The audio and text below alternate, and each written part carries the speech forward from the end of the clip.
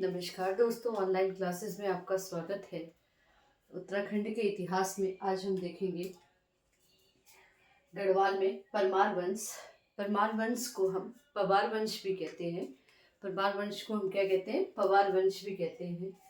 बहुत सारे इतिहासकारों का अलग अलग मत है कि गढ़वाल में पवार वंश के जो संस्थापक थे वो कौन थे? कनकपाल थे।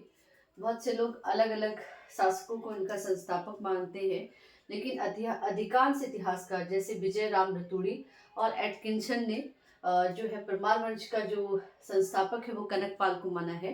तो हम इन्हीं को लेके चलते हैं।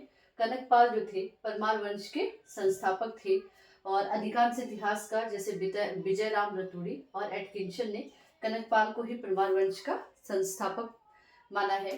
परमार वंश को हम पवार वंश भी कहते हैं। और जिस समय परमार वंश का जो समय था उस समय इनसे पहले उस समय कत्यूरी वंश का शासक यहाँ कत्यूरी वंश के शासक जो थे यहाँ पे राज्य कर रहे थे। कत्यूरी वंश चल रहा था।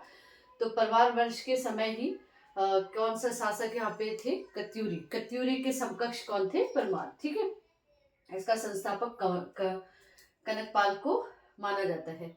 कनकपाल जो था ये क्या था? गुर्जर था। ठीक है, गुर्जर जो आजकल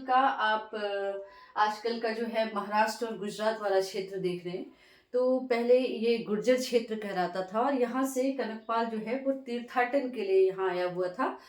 और यहाँ के एक शासक थे भानु प्रताप। तो भानु प्रताप ने जो है अपनी बेटी से कनकपाल का विवाह कर दिया और वहां से कनकपाल ने जो है परमार वंश की या पवार वंश की स्थापना की। ठीक है, इतना आया समझ में? तो ये किस लिए आया था? यहाँ पे तीर्थाटन के लिए आया था। और यहाँ पे चमोली का एक शासक था भानु प्रताप, जिसने अपनी बेटी से इनका विवाह कर दिया। ठीक है, परमार वंश की जो स्थापना थी वो 888 ईस्वी के लगभग हुई थी।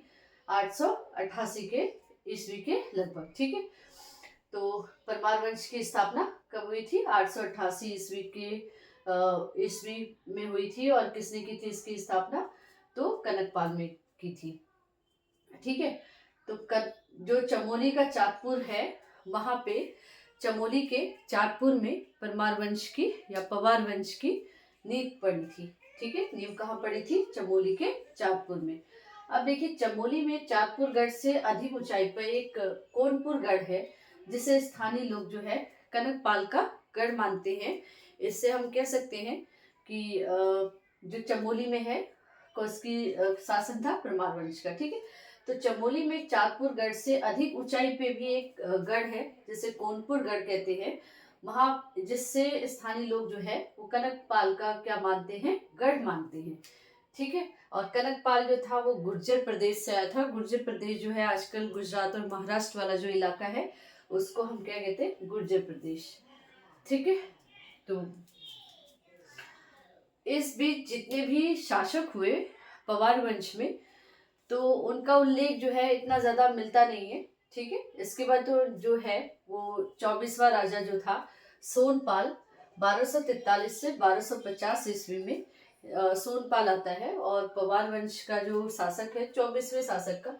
बीच में जितने भी आपके शासक हुए उतना ज्यादा उनका उल्लेख मिलता नहीं है, सिर्फ सोनपाल का फिर उल्लेख मिलता है हमें। तो जो सोनपाल था 1243 से 1250 ईस्वी तक इसने शासन किया। और विलियम्स के अनुसार इसने अपनी राजधानी जो है वो भिलंग घाटी बनाई। इसने अपनी राजधानी क्या बनाई? भिलंग घाटी बनाई। और सोनपाल ने जो है वो खस राजाओं को पराजित किया था और खस राजाओं को अपने अधीन कर लिया था। ठीक है, तो सोनपाल ने किसको पराजित किया था? खस राजाओं को। और खस राजाओं को पराजित करने के बाद अपने अधीन कर लिया था। ठीक है, इसके पुत्रों ने जो राजधानी है भिलंग घाटी को, इसके पुत्रों ने राजधानी को दो भागों में विभक्त कर दिया। पहला जो था वो क्या था? भिलंग घाटी। और दूसरा जो था वो क्या था?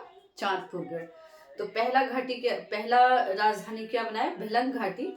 और दूसरी राजधानी जो थी वो चाँदपुर थी, चाँदपुर गढ़ थी। ठीक है, तो नेक्स्ट क्लास में हम इसी को आगे लेके आएंगे। धन्यवाद।